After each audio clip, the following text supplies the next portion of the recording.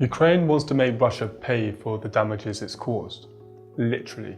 Following Russia's full-scale invasion, the West froze some $320 billion in assets belonging to Russia's central bank and Russian oligarchs. The total amount is around $400 billion, its reconstruction costs, which the World Bank currently puts at $486 billion. But freezing assets and actually getting them to Ukraine are two separate issues. Despite vocal support from many in the EU and the US, liquidating the assets has become a legal and political minefield. Western officials are stuck, squabbling over what to do with them, while many oppose the idea for fear of consequences. For now, discussions continue. In the short term, the EU has agreed to use the profits generated by the assets to help Ukraine's military, but this falls short of covering Ukraine's massive military needs. My name is Dominic Culverwell, business reporter for the Kyiv Independent, and I'm here to explain why Russia's frozen assets are being held up in the West and why some argue they need to be confiscated for Ukraine's use, and now.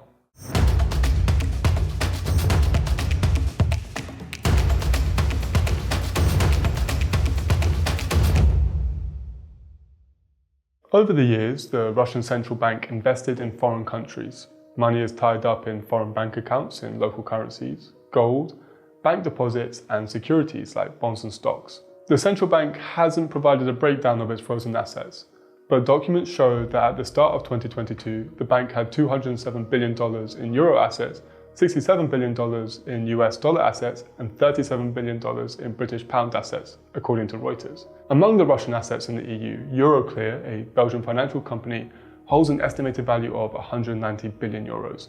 Smaller assets are also tied up in Japanese yen, Canadian dollars, Swiss francs, and Australian dollars. The central idea would see the G7 sell the confiscated assets and give the proceeds to Kyiv or a specialized reconstruction fund. Unsurprisingly, Russia has condemned the decision to freeze and potentially sell these assets, with President Putin calling it theft. Last December, the Kremlin warned that it too had a list of Western assets within Russia that it could freeze if the G7 countries go ahead with the scheme. While Kremlin spokesperson Dmitry Peskov did not go into details, he threatened very serious consequences. For now, the assets are simply sitting there. But Ukraine's allies hope they could be used to fund the restoration of the war-torn country. Already, Ukraine and its supporters have utilized assets belonging to sanctioned Russian individuals. In May 2023, the US approved the first transfer of Russian oligarch assets for Ukraine's restoration. Sanctioned oligarch Konstantin Malofeyev saw $5.4 million taken out of his US bank account by the US State Department, which was then sent to Ukraine for reconstruction. The assets could also be used to fund Ukraine's war effort, which costs $100 billion a year, according to economist Timothy Ash, an associate at the Chatham House think tank.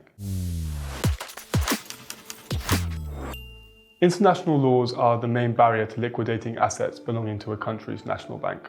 Sovereign immunity, which protects countries from the jurisdiction of the courts of another state, doesn't give the West a lot of room to subject Russia to its laws. Russia could seek legal action after the war, forcing Ukraine to return the money. But supporters claim that laws can be changed by pointing out that sovereign immunity applies to countries abiding by international law, something that Russia has clearly violated with its invasion of Ukraine.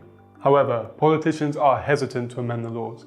Some worry about potential consequences. Lobbying from opponents has also been fierce. Timothy Ash told the Kyiv Independent that some European companies are against the scheme due to business interests in Russia. He claims they are concerned about Moscow seizing their assets in Russia as well as losing business ventures. While details are not public, foreign investors have significant sums in Russia. Many are taking Peskov's threats of confiscation seriously. Ash argues that Western countries should not put the interests of businesses ahead of security and defense interests, especially as those companies knowingly invested in a country headed by an authoritarian, aggressive regime.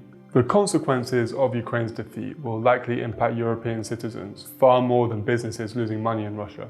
Critics also point out that other countries with assets in the West, like China, may pull out if the decision goes through. They say it could destabilize major Western currencies like the euro, dollar, and the pound. China, Saudi Arabia, and Indonesia have reportedly asked the EU to avoid touching Russian assets, according to Politico. However, Ash points out that countries have few other options to invest their foreign exchange reserves, so are unlikely to leave the West, even if the decision goes through. The G7 nations are still ironing out the details. In the short term, European Commission President Ursula von der Leyen said that profits generated from the frozen assets could be used to purchase defence aid for Ukraine. Although Moscow claims this move would also break international law, EU diplomats have unanimously agreed to the idea, after revising the proposal to meet Hungary's objections. So far, the proposal suggests 90% of profits or interest will be distributed to military aid and 10% for reconstruction. There is also the potential to use a small amount for global EU peacekeeping missions. According to von der Leyen, Ukraine could receive the first €1 billion by July, with a potential of €3 billion by the end of the year. However, this is far from the $100 billion Ukraine needs to sustain its war effort. Many see fully liquidating the frozen assets as the only path to Ukraine's victory. While this is more complicated in the EU, as the bloc needs support from all its members, it should be simpler in the UK, US, and Japan, and other non-EU nations. Ash believes the situation will be similar to the tanks and F-16 deliveries. Once one country steps up, the rest will follow. Thanks for listening, and if you want to learn more about the latest news in Ukraine, subscribe to our YouTube channel.